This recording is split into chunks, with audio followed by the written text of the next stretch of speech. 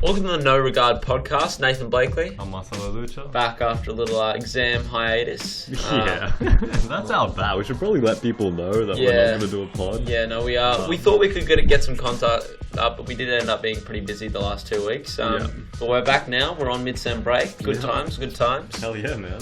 But in terms of that, we've missed a bit of sports news, so we're going to get a chance today to comment on everything that's been going on in the world of sport. Yep. I wanted to start off today with a bit of Australian stuff. Okay.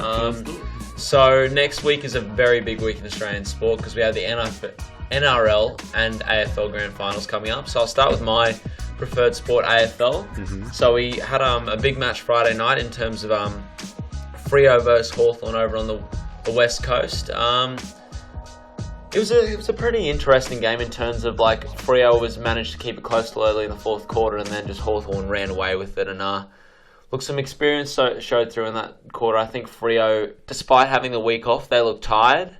And there were some guys that definitely showed up in that latest preliminary final, like Sirioli came through in the clutch with two very, very good goals, as well as some other players like Sam Mitchell played well. And I don't know, it did show through, I think, the experience of Hawthorn and being in these situations the past 4 or 5 years.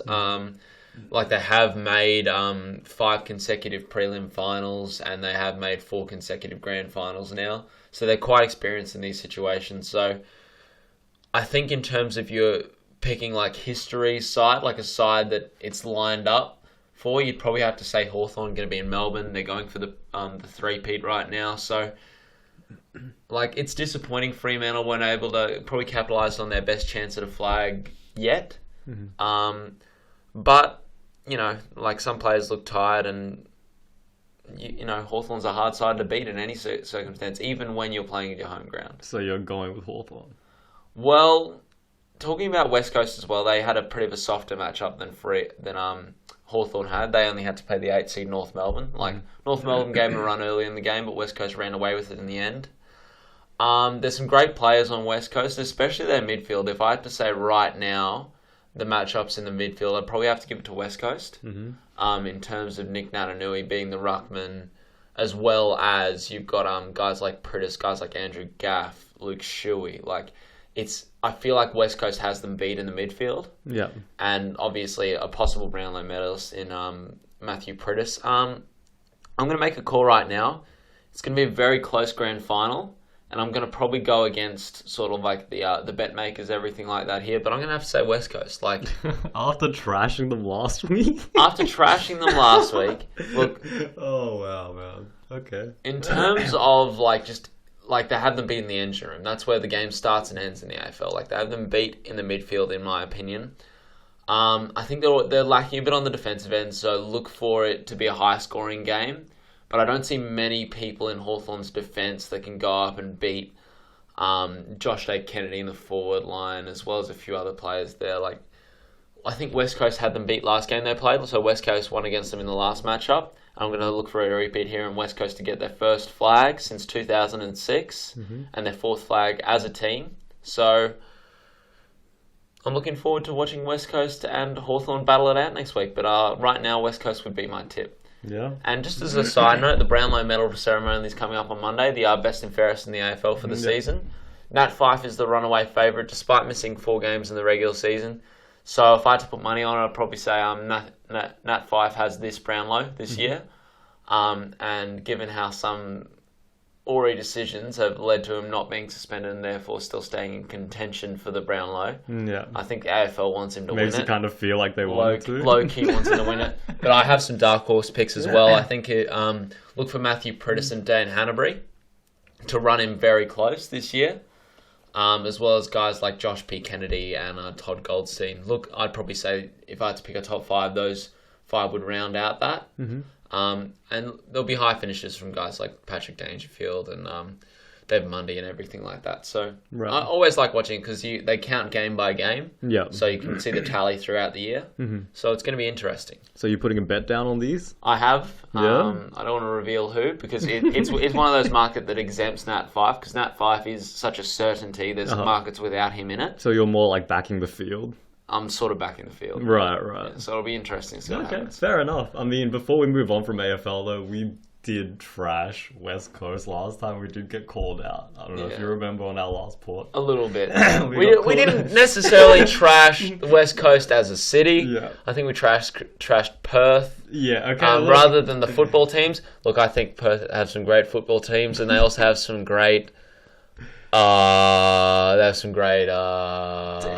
dude. See, here I was. No. I was about to apologize, all honesty, we've never been to Perth ourselves, so we can't really call it out. Yeah. We're just throwing some casual East Coast banner over at our Perth friends, and we're sure it's a great city, but we're not going to go and find out ourselves. So, I think we did take it a little bit far, though, man. Nah. To be honest, it's all banter. I think we may have taken it's all banter. But it's all banter. I mean, it's whatever. Okay, so I'm gonna quickly mention the NRL Grand Final. I did make it out myself over to Suncorp Stadium for the Broncos v Roosters. Yep. In the prelim final there. It was a good turnout from what I saw too. Oh yeah, 51,800. So right near capacity at Suncorp. Gonna be honest, the Broncos looked like they had this under control the whole game. The Roosters were sloppy in terms of just turning it over a lot, and they weren't able to finish their sets. I don't know, because the Broncos they looked like a very strong defensive unit all game. They made quite a few stops that were required. And look, they ran away with it in terms of being able to get the scores on the board. I mean, they scored 31 points, which is very impressive. And then you also have the Cowboys as well, who beat out the Storm in Melbourne. I'm going to have to say, obviously it's great having an All-Queensland final. We've never had that in any of the two big football sports in this country. Or wow, did you just say that? Or any of even football, but there's only one Queensland team. That's what I mean. Okay, go on. Gold Coast United, even when they were existing, didn't really count as a team. Go on. Oh, don't get salty on this. Don't you get salty on this? So I'm probably just out of complete bias. I'm going to have to tip the Broncos here to grab, I think, their 7th premiership. But North Queensland are always going to be a threat. I mean, Jonathan Thurston's a mercurial legend of the NRL, so I'm going to have to go and tip the Broncos here. Okay. You chucking a bet on that as well? You know me, man. I'm quite conservative. I don't bet too much. Fair enough. Mainly because I make shit bets, and I'm kind of been put off it. So I'm looking forward to the 2 grand finals next week. I'll watch them both. And what day are they on? So you've always got the AFL on a Saturday afternoon. Okay. And I think the NRL's on a Sunday afternoon. Okay, I'm sorry to put you on the spot. Yeah. Obviously, I think from what I remember, it's on a Sunday afternoon. Yeah. Okay, so we'll move on to the Premier League. All right. So we've seen a few things going on the last few weeks. We've missed, obviously, the last 2 rounds, but there's been some big results. I'd probably say the biggest result this round has got to be the City-Tottenham game. Oh, my God. Spurs went up 4-1 over City. Harry Kane got his first goal. What can you say, man? I mean, this is very different to the 5 straight clean sheets sort of outfit we did see over those first few weeks. Obviously, 2 losses on the trot now for the Man City boys. Look, De Bruyne is looking great. He's netted both their goals in the last 2 weeks. But in that same breath, obviously they're missing David Silva. Aguero looks very underdone at the moment. He's only scored 1 goal so far this season. Yeah. But there's a few strikers that are struggling, man. Yeah. There's actually quite a lot. Diego Costa really... Yeah. Hasn't done much at all. I know, he's suspended the next 2 rounds after this one. Right, we'll talk about that as well once we get to Chelsea. But, I think it hasn't been a regular season at all. I think the only player that has really shone through, especially this past week, has probably been Sanchez, and he hasn't been playing well before. Well, he in terms of actual just goals and assists, he hasn't been getting many, but he's had the stats. He's had the most shots from inside the box, I think, right, of the whole Premier League in terms of midfielders, that sort of stuff. Yeah, but what I'm saying is the best players really haven't had standout performances. Yeah, exactly. You look at Hazard, man. Yeah, hasn't had a great turnout in terms of that. But in terms of Man City, I think just a few players looking underdone at the moment. I think they're missing David Silva a bit right now, in terms of him being full pace. I think Yaya Toure, although he did look great in the early rounds, he started to taper off a bit, playing a bit deeper than he was before. Their defence, I don't know, they're missing company a bit too, in terms of him being at full strength. I think the wheels done showing, like, obviously they're not top of the table anymore. Right. But I still wouldn't count them out in any sort of way, shape or form. They could be back on the wagon at any point. No, I still think they're the best team in the league. And it's not even close. Honestly. It's on their day. Not even close. But in all honesty, De Bruyne is looking great. Like, he is looking incredible. Like, yeah. And I mean, I didn't call that. No, I didn't call that either. I didn't think he'd play that well. I thought he'd suffer his position, but I think he's also benefiting from David Silva being underdone, being out, so he gets to play in his preferred number 10 role, and he's obviously making that work. Yeah. Like, his touch looks amazing. His goal scoring form is obviously there. So this could end up being a very, very good move, despite the layoff in cost for Man City. Right. So you talk about the best in the league. Let's talk about the actual top of the league right now, Man United. Yeah. So they smashed Sunderland 3-0. We got goals from their three golden boys pretty much. We got goals from Depay. We got goals from Mata and Rooney. So Rooney finally getting on the scoreboard in the Premier League. About time. Yeah. Too late for my fantasy team. What have you got to say about this? Look, obviously the Marshall signing was... It was criticised a lot, yeah? Excuse Nathan for dying. Because of the money that they spent on this guy. But, it really wasn't a situation that was handled well. But now you look at it, man. If you take away, like, his name, just take away the fact that we didn't really know him before he came to the Premier League. For that kind of money, for the production he's given United, it's been worth it. Yeah, no, he's acting as a good support actor, not only all the other ones. Like, he picked up an assist last game, didn't actually score, but the 2 games prior to that, he scored 3 goals. Like, yeah. Now that you've got Rooney back and healthy, you've got Depay finally scoring a goal in the Premier League. Like, these are some lethal attacking options. I've said more than once that Juan Mata is one of my favourite players in the Premier League from his Chelsea days, and he's still very good at United. I mean, he's looking very dangerous, like probably their most dangerous player so far this season. So you add these guys who are also starting to get informed behind him, and like you finally have the attacking weapons to make United not only a force on the defensive end, but the attacking end. So in terms of like at the moment, the most well-rounded side defensively, like a side that can keep clean sheets and a side that can get the goals, I'd probably put them second to only Man City. Yeah. So. Oh, wow. Wow. I don't know if I can go that far, actually. I might have Arsenal up there. Although I know Arsenal have deficiencies, but you got to remember, Luke Shaw's out. It is true. Yeah. And I know De Gea's back, but, we still need to see him come up to form. Just because he's back at United doesn't mean... He did keep a clean sheet, although Sunderland aren't exactly like, monsters. Yeah. Speaking of Arsenal, though, they did get a 5-2 win against Leicester. Yep, Sanchez got a hat-trick. Finally stopping Leicester's unbeaten run, actually. So I mean, it was going to happen, bro. Yeah. But they weren't going to get that golden Premier League title. They weren't going to be the next Invincibles. True. It wasn't going to happen. But, like, obviously Sanchez netting a hat-trick. What have you got to say about Arsenal at the moment? Not much. They're still shit. No, I mean, it's that simple. I mean, Arsenal, if they want to be considered an elite team, go out, beat Madrid. Go beat PSG. Go beat Bayern, okay? Because we see the best Premier League teams versus each other, and Chelsea might win some games against Arsenal. Then Arsenal might beat City. All their games against Arsenal. Right, but like for me that doesn't count as much because that's more of a domestic competition. Okay, but like if you want to be considered elite, go beat the Juggernauts. I know they haven't got the chance yet, and they will play Champions League, and they do actually have a really shitty group. I can't remember who they're with. Go have a look back at our Champions League prediction. Yeah. And by the way, Champions League was played recently. We might need to make a few comments on that, but we'll do that later in the pod. Right. But yeah, okay. Just the one thing I did want to mention to do with Arsenal, which really doesn't have anything to do with Arsenal, but okay. You saw what Pedro did, right? Yeah. And I know I've touched on this before. You know what Sanchez is doing. Please stop with the theory that Messi wouldn't do well in the Premier League, okay?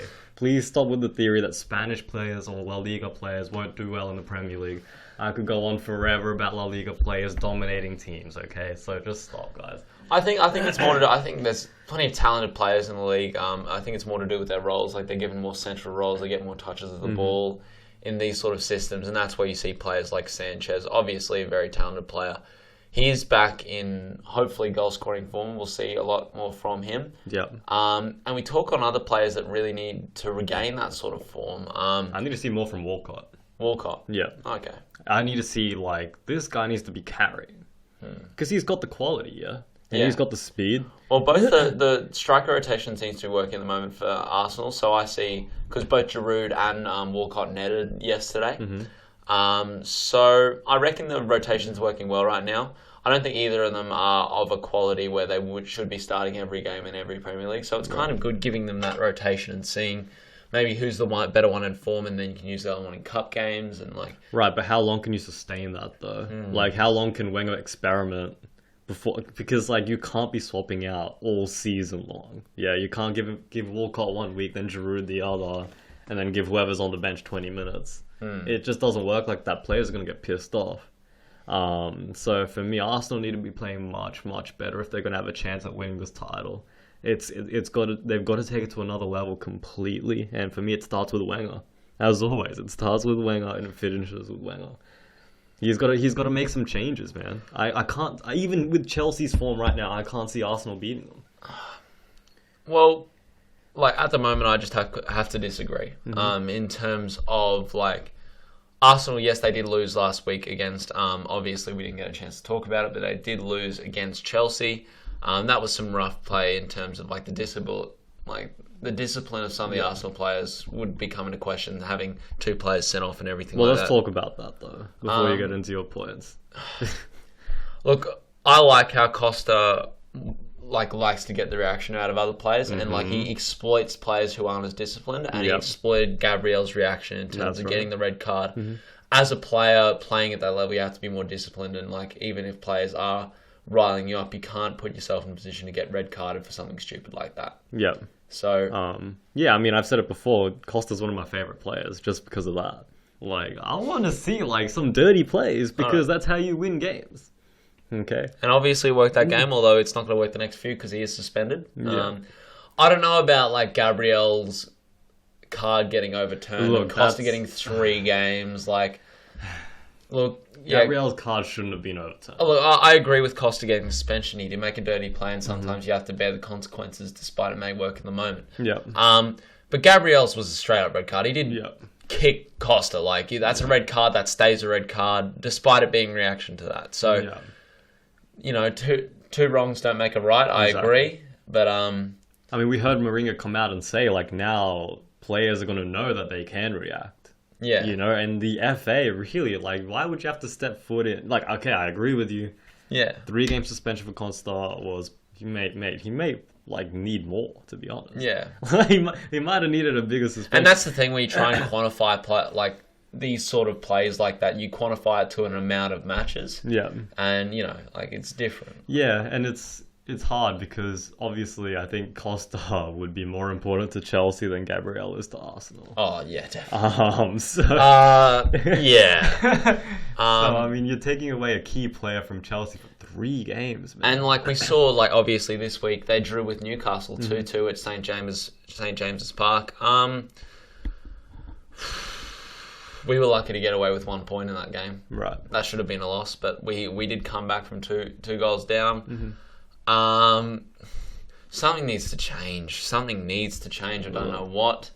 There's guys like Fabregas isn't playing well. He's not playing well at all. He's doing nothing. Like the thing is, the reason he plays in that holding like midfielder key cog position is because he provides offensively, but he's not doing that at the moment. No, but like we even saw it with Barca when he was there. You know, I think they tried to do a triangle with Xavi, Iniesta, and Fabregas, and it just didn't work because you can't have Fabregas sitting in front of the defensive line. It just doesn't work like that. The guy isn't fast enough. He's not strong enough, and he doesn't have a tactical mind for a defensive play. He might be the best in the world when on form offensively in terms of creating. Like, he's up there with Ozil, Modric, and all these players. But you can't have him sitting back like that. It's not going to work. And I know it's hard because you've got so many offensive options. And the thing is, defensive midfielders right now, I'd probably say they're the most prized. A good defensive midfielder is a prized possession. I mean, look, Fabregas is a great midfielder. None of us are arguing, but he's not a defensive midfielder. And I think right now you're probably better off going with someone like a John Obi Mikel playing beside Matic, something that provides a defensive line. Because right now Chelsea need like not only something to be created offensively, and that's down to guys like Hazard and Pedro and Oscar to create something on the offensive end. But you also need to start looking like a solid defensive unit that won the title last season. And that's down on guys like, look, Courtois injured for a long time now, so it's on guys like Begovic. Zuma has to really step up. And Terry's been dropped again. I don't know, like obviously no one started the season well at Chelsea. That's locker room issues right there, bro. Yeah. That's all that is. I mean, man. you can't, like, Zuma's a great player and he will be a great player in the Premier League for years to come, but you still need that veteran presence in Terry there. I think this season, he showed last season that he was one of the best centre-backs in the Premier League still. So there's no reason I'd say in the world, for sure. So there's no reason for him to be dropped. Yeah. Yeah, and it's interesting because... how can you keep Ivanovic still on the field, but you drop Terry? Like, there's no reason that's the wrong order to drop players in. Well, I mean, I don't think you should drop Ivanovic either. He was playing very bad defensively in the opening parts of the season. Everyone goes through shitty points, but I agree with you. Terry shouldn't have been dropped. Terry should still be the captain of Chelsea, and he should be calling the shots. It's that simple. Ivanovic... He's a great player, man. I don't know if you can drop that guy to the bench. I don't know. Like, honestly, I don't know if you can. I'm not saying drop him for the whole season, but I think you need to send a message for one game or something like that. Well, there's other ways of sending that. You know, you can send that in practice. Yeah. You can send that in maybe the Champions League or in cup games, you know? How toxic is the atmosphere at Chelsea at the moment? I don't think anyone can answer that question, to be honest with you. On a scale of 1 to 10, I'd probably say 12. Like everything around Chelsea FC right now is murky, and I don't like it. I hate Chelsea, but I hate seeing a team struggle right now. Like, especially with the team that they have. Like, sure enough, if you're bottom of the league, but you've got shitty players, then what can you do? Yeah. But these talent rises to this top, and Chelsea will turn around just on the basis of talent. But there's wondering, like, how long can you wait for that to happen? Like, usually a shitty start is 3 games, not 7. Yeah. But, so should Mourinho still be there? Okay, let's say midway through the season, their form has look, it's a results-based business, but I think you need to give Mourinho a bit more faith, given how big we're loading up. He's guy just won us the Premier League. I think you need to give him more credit. No, he's the best coach in the world. And the problems I have with Mourinho aren't results. Look, I'd be fine. Like, if the atmosphere of Chelsea was something like a bit more less personality-driven, toxic at the moment. If there weren't kind of these shitty character moments going on throughout the season, I would put up with these results. Yeah. I wouldn't be calling for anyone's head or anything like that. But it just seems like the Eva Canero firing, like there's some things going on at Chelsea at the moment. It's like power struggles. More. And I feel like some of the more wholesome characters, as far as you can call Chelsea players wholesome characters, even I'll say that as a Chelsea fan. Some of the guys like Drogba, like Lampard, Cech, like these real staples of the Chelsea culture of the past 5 years, where they're cornerstones. You know, everyone hates on Chelsea. I'm going to say that as Chelsea, and everyone bloody haters. We only hate teams because they're good. Yeah, you can't hate teams if they're shit. Yeah. Like, I don't hate Norwich. Bruh. Bloody Nathan Redmond, little big head.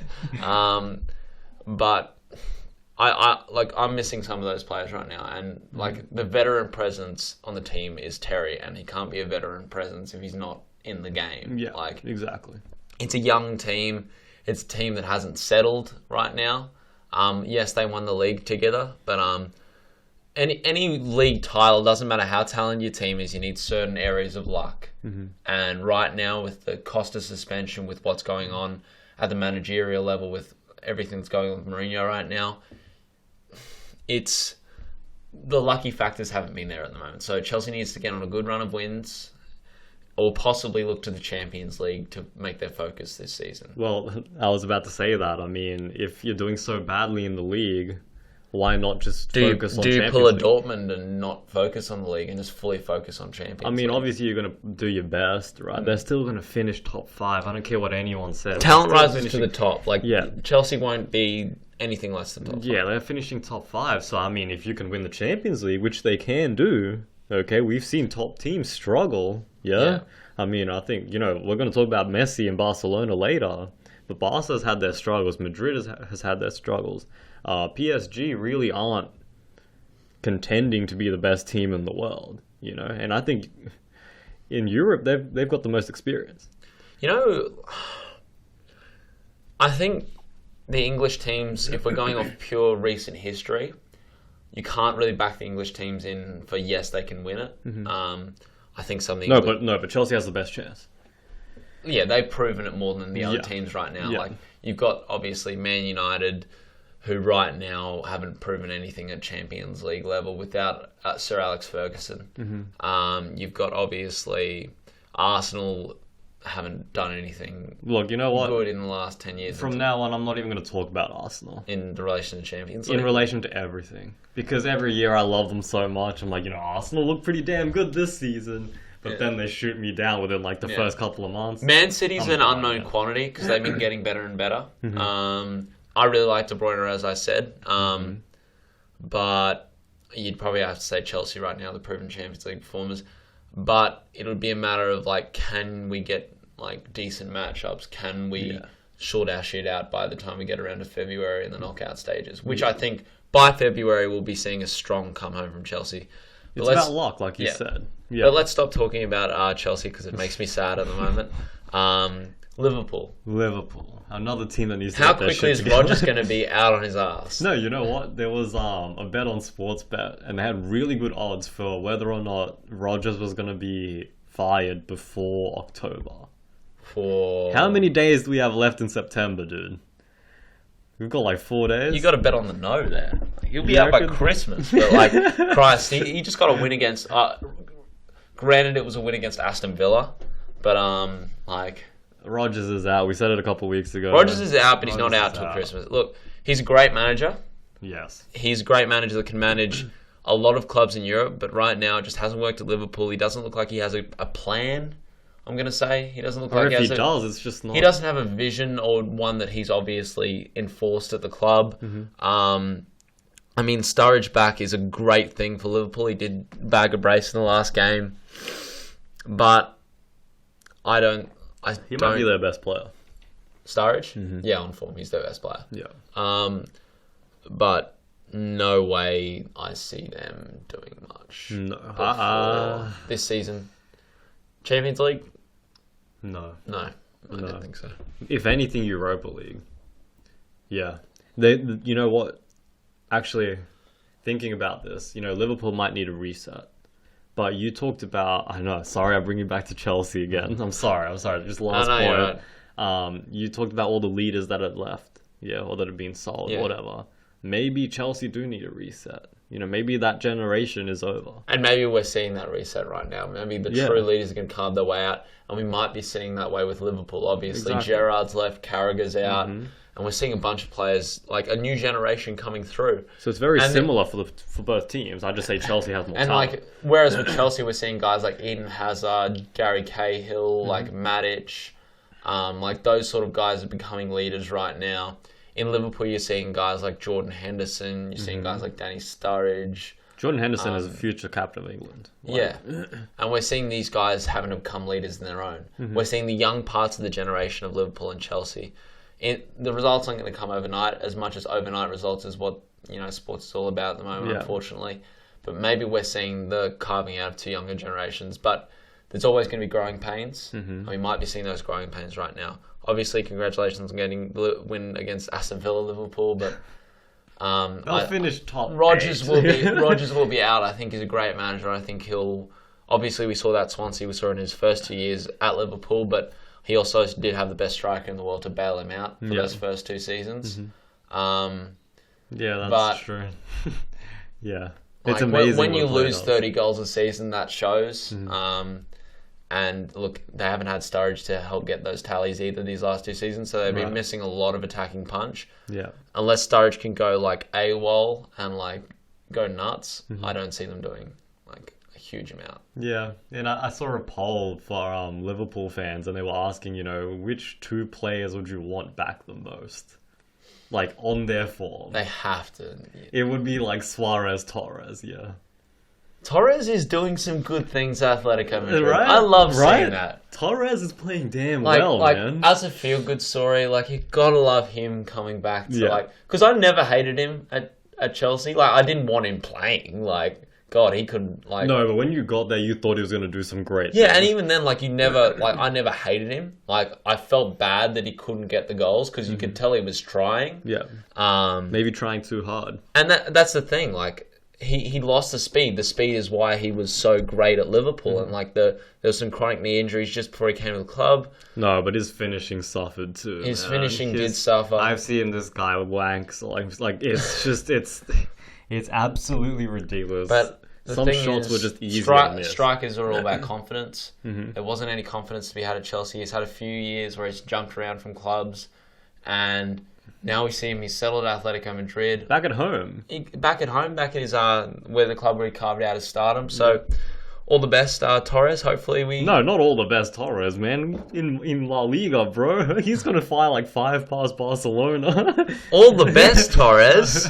No, I love me some Atletico Madrid. I love Diego Simeone. So yeah, he is my favorite coach in the world. Simeone. Yeah. What the fuck. Speaking of La Liga, some bad news overnight. Some daunting news. Some daunting news. We see Messi out for at least 7-8 weeks with a knee injury. And that puts him past the first El Clasico. So... I'm not worried. They have Suarez. That's basically the summary of my argument. If we don't have they Messi have that Suarez and Neymar. I know Messi is important. I know he's the most important for Barcelona. No, but Nathan. Yes, we have Suarez and Neymar, but who does Madrid have? Can we please remember that they are stacked as well? Yeah, but the thing is, I don't think you lose the Clasico on the pure basis that you don't have Messi. I disagree. If we don't have Messi by El Clasico, we're losing that game. It's going to be a close game. We're going to lose 2-0, but we're losing that game. I think we see hectic Suarez goal scoring form. It doesn't. The thing is, Messi. The difference between him and Ronaldo is Ronaldo obviously gets all the goals, yeah, but Messi is the one that creates everything. You know, we can give Iniesta all the praise that he gets, and he deserves it. But at the end of the day, Messi is the one that creates. And without Messi, it takes a lot away from the Barcelona squad. We're losing that game without Messi. I don't know. I think this is going to be a chance for Suarez and Neymar to really show their stuff. Right. As well as guys like Rakitic and Busquets to try and hold it down. Rakitic is a beast. Rakitic Can we just state that Rakitic is maybe one of the best midfielders in the world? Underrated. Yes, the most underrated player in world football. Yes. Apart from maybe Busquets. Wayne Rooney. Thank you, actually. Yeah, I got you. Yeah, Wayne Rooney is the most underrated player. Yes. Yeah, no, I know. I saw your little smile when we were talking about him getting a goal. Yeah, I love Wayne Rooney. Bloody hell, Wayne Rooney. So, Messi injury. Does it affect anything besides El Clasico, or will they just continue to cruise along the league? Well, we just got hammered 4-1 by Celta Vigo. True, that was bad. But I think that's a once in a decade kind of result. Yeah. Honestly. They'll be top 2. Won't be anything to cry about. I think...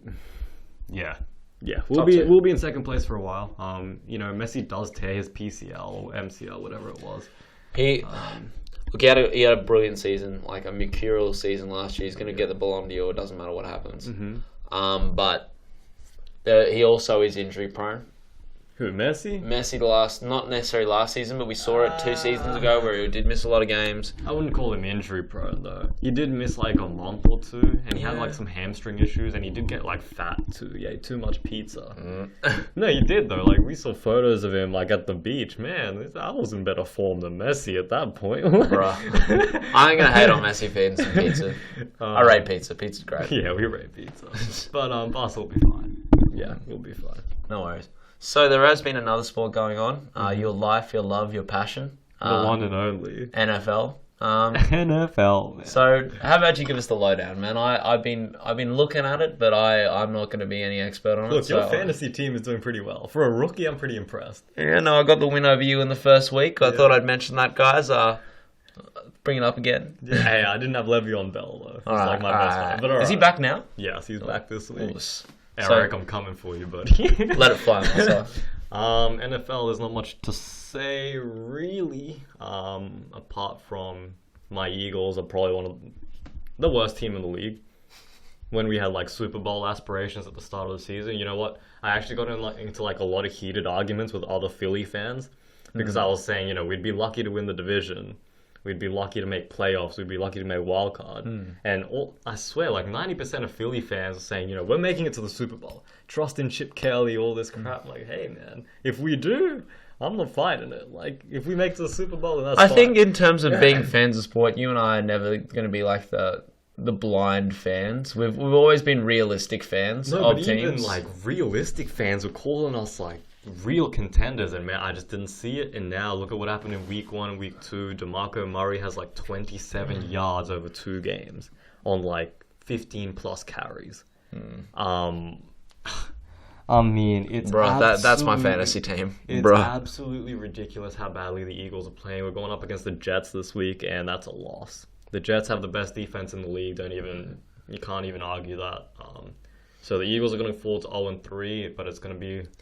So we're talking like hot starts in the NFL as well. Besides, obviously, the Eagles who weren't. I mean, so we're on looking the at the other side, Pats. Are we looking at the Pats? Yeah, on the other side, the Pats. I mean, we all knew that they'd go off, but at the same time, not this great. You know, like Tom Brady looks like. Well, I think they're very thankful that 4-game suspension got overturned. Yeah, look. They might go 16-0. Oh, big calls. Has any team ever done that? You know what? I don't know. Yeah, I think so. But I remember the Giants stopped the Patriots going unbeaten as well. So I think so. So it's doable, right? And it's only 16 games. It's not like other leagues where you play 38. Yeah. I mean, that is a stacked team. Yeah. Like in terms of the New England Patriots. That's Tom Brady though. That's all Tom Brady. I think Tom Brady. You know, in terms of the AFC, I don't think he has much competition. It's wide open in the AFC apart from the Patriots. You know, you got Kansas. That's it. Nah, I mean. Every team has got struggles already, apart from the Pats. Pats just look otherworldly, and they don't have injuries. So I mean, there seems to be a lot of injuries so far in this season. Yeah, I think like 15% of players in the league are injured. Christ. So that's crazy numbers. And that speaks to like how brutal of a sport it is. Yeah, and you know we're going to see that movie from Will Smith, Concussion. I'm keen for that. I'm so keen for this movie. As much as I love NFL, they do mismanage a lot of things with health. And I know they have really good concussion protocols now, but I love the quote from the trailer. It's like you're taking on the corporation that owns a day of the week. Yeah, and they literally do. Yeah, like in America, it owns your it has owned your Monday morning. I'll tell you that. Mate. Monday 3 a.m. You and Adam just sending me Snapchats like early hours of Monday. I'm like, shit, I'm not getting up for that. Like, but yeah. So it's going to be interesting to see what happens with NFL this season. You know what? I should release like a fucking weekly video with like my picks, bro. That might be a video idea. I might do that. Nice idea. See like a bet of the week that I would lose. How has your NFL been betting? So I'd rather not get into the You numbers. got pretty salty about missing a multi, weren't you? I think if the Colts had won week 1, I would be like $8,000 in the green. So, of course. Send your donations over here. Please. Oh, yeah. But a better in need. It happens. It happens to everyone. It happens at multis in EPL, so I'm not too salty. Fair enough. But let's move on from NFL because I don't want to talk about my Eagles anymore. I think we're all salty. Like every sport, like none of our teams are going well. Come back, NBA. Please come back. Hey, we're close. We are close. We're a month away. Very close. We miss you, NBA. We miss you. Well, I miss you. Are we talking about NBA this week at all? Nah. We're not not in the we season. should have like an NBA special. Like preview of the season? I'd be down. Yeah, we should like preview every team in depth. Fuck. That'd be some good content, man. I'm down. Like by division or? By team? I don't know. Or by each player, bro. I could actually do that. I'm too much of a nerd at NBA. But so you actually just saw some on-pod planning there. Yes, I look forward to that. So we're talking about legends of the sport retiring. Mm-hmm. Mayweather. Mm-hmm. What's your opinions? 49-0, right? Should have got the 50. I mean, fucking hell. Just one more fight. Just one more fight. He's not going to fight Pacquiao again. The only one who... Pacquiao's fine with the loss. Pacquiao's manager's fine with the loss. Mm-hmm. the whole boxing administration is completely fine with everything that happened. Yeah. Despite the IV, they don't care. Yeah. So the only one who's still salty about that are Pacquiao fans. So that fight's settled, like, you know. Yeah. And look, Mayweather is one of the... Look, this guy is one of the better boxers ever. Better, right? Yeah, but still, like, even like not as a huge boxing fan, you look at the record, you can call him out for not having a matchup. But the thing is, no one's ever made him sweat. Like, No, it's like a Ronda Rousey effect. Yeah, It's like, what, she's not great because she dominates all these Yeah, athletes? exactly. No, she is great. if there was someone better than him that was fighting right now, and look, there might be like GGG, everything like that, but he's not going to fight him. He's retired. No. And he's 38. He's not in his prime. So asking a guy, and we've seen things go awry before when Ali came back from his retirement, when Mike Tyson came out of retirement for, I think, the second time. Like, I think boxing fans are just salty because all the greats that came beforehand fought another great. yeah. You know, like Foreman, Ali, Tyson, like everyone had huge rivals. And Mayweather, There's not going to be many big ticket fights because there aren't huge matchups going on right now that Mayweather picks his fights. He wants to win. Like, he's come out of it millions and millions and millions and millions of dollars richer than when he started. Look, he's come through. He's had a great career. No one's going to argue that. You know, he's got everything he could possibly. As he said, there is nothing more I have to prove in the sport of boxing. No, exactly. And there is nothing else Mayweather has to prove in the sport of boxing. The way he fights is the way he fights. It's not entertaining, but it gets the win. And sometimes, like, I think there is a bit of hypocrisy going on in any sport. Where do you want entertaining sport or do you want winning sport? Like, and as a Chelsea fan, I can certainly embrace with that argument. I mean, like, you can attest to that. Yeah, like, sometimes playing ugly gets you the win. And if you were like, and if you play an open sort of game, but you're not getting the wins, like, Yeah, I mean, look at Arsenal. Yeah, it's an argument that you can't win. There's going to be complaints. Everyone wants their cake and wants to eat it too. So he's gotten the wins he's needed. He's gotten everything he could possibly get out of the sport of boxing. Yeah. Well done. You've had a great career, Floyd Mayweather. Judges on your character, we're going to leave out of this. We're a sports podcast. Any accusations, that sort of stuff. I mean, apart from like all the legal stuff. Yeah, like, the way he flaunts his money, I mean, why not, man? Dude, if you had like $100 million, what would you do with it, Nathan? I'd put it in a nice 2.5% savings You put it account in a piggy bank, wouldn't be you? responsible with me money. Exactly. Like, it's such a rhetorical question. But just before we move on, boxing, it's obviously dying, right? Yes. Because of UFC MMA. But I think the reason why is because main events aren't huge, you know? I mean, if you remember, like, the Duran Sugar Ray Leonard fight, like, this thing was, like, a huge worldwide attention. And, like, obviously, but you have to look at, like, the Pacquiao-Floyd event. No, but you saw how much attention that got. But that's the exception to the rule. Like... No, but okay, so what I'm saying is, like, boxing fans are so used to seeing that, and we're so used to seeing that from boxing, you know, the two greatest going at it. Yeah. And you saw the attention Mayweather and Pacquiao brought. Yeah. Everyone watched that fight. Yeah. Illegally or legally. Like, you watched the fight on Vine. I don't know about you, but I watched it legally. You watched the fight on Vine, you watched it on, like, some YouTube channel or, like, Daily Motion, but you watched the fight. Yeah. As bad as it was. Okay? So, what boxing needs is stars. Look at Conor McGregor in the UFC. Yeah?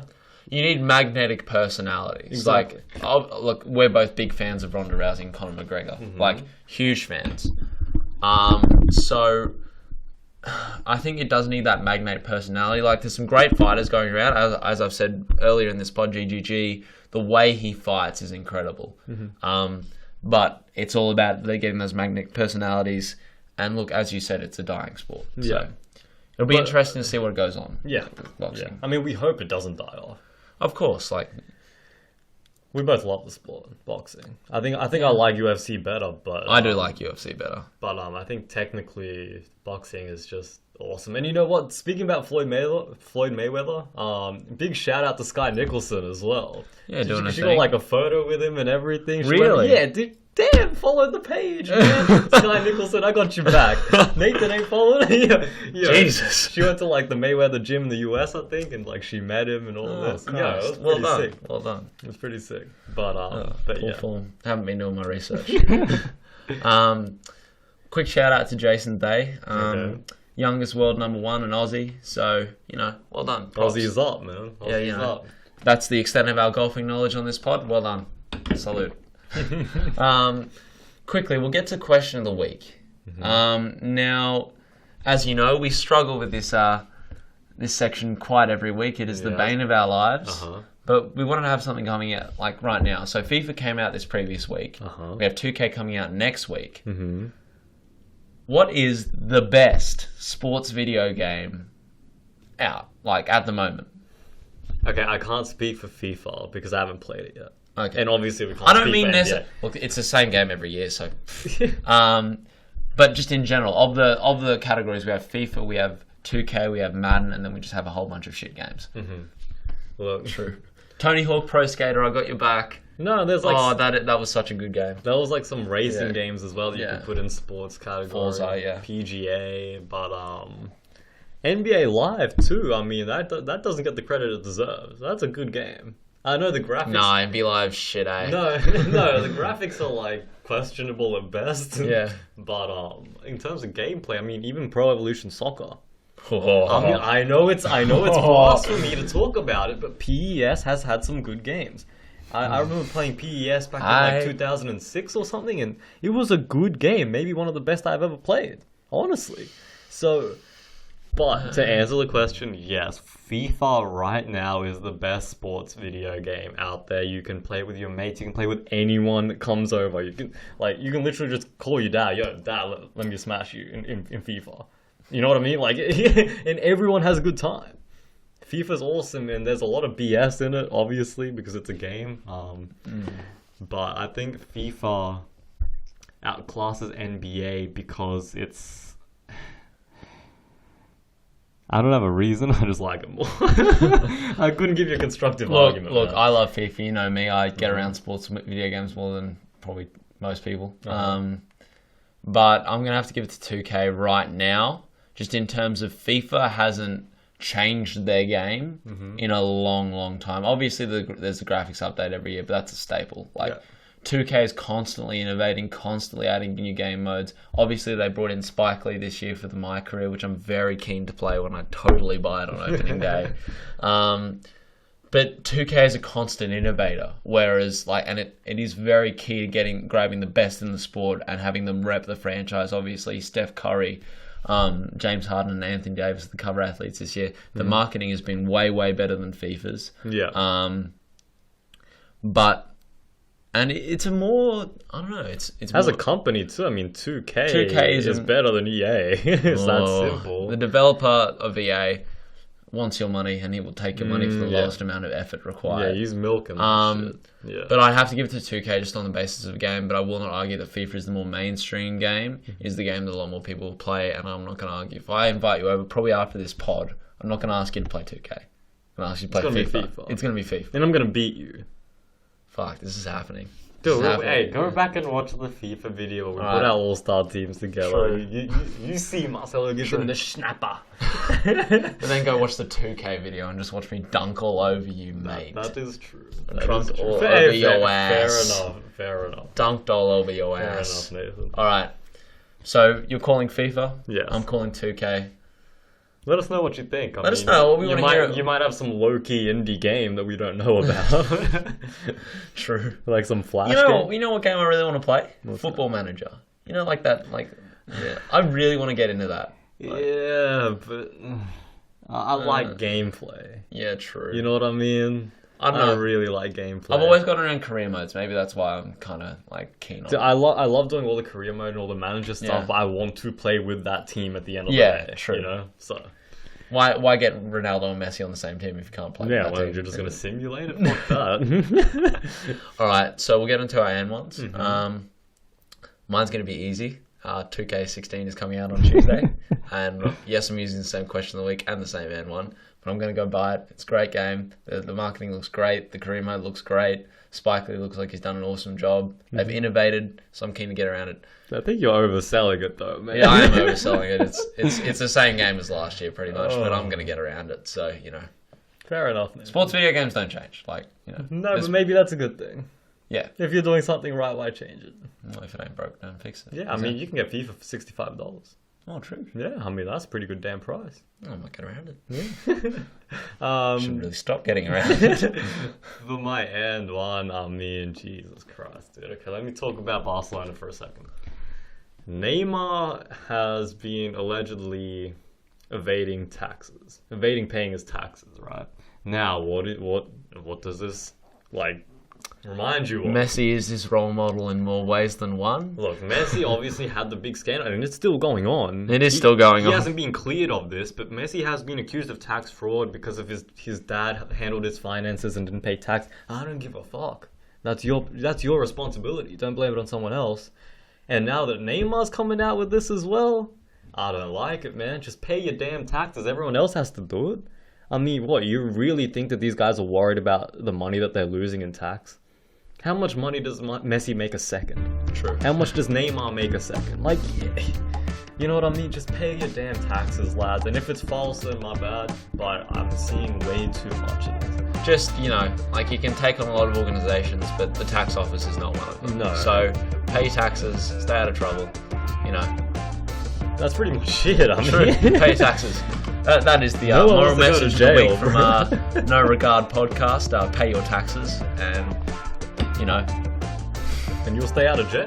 Yeah. Because no one wants to be in jail. Check yourself before you wreck yourself, as the great philosopher Ice Cube once said. The Temple of Ice Cube. We kneel at the Church of Ice Cube, as we all know. As for that, is that the podcast? That is the podcast, man. Alright. Well done. All right, so hopefully we have some content for you next week. We should have some content for you next week. We should. Stay tuned, subscribe, and I'm Nathan Blakely. I'm Marcelo Lucha. Thanks, guys.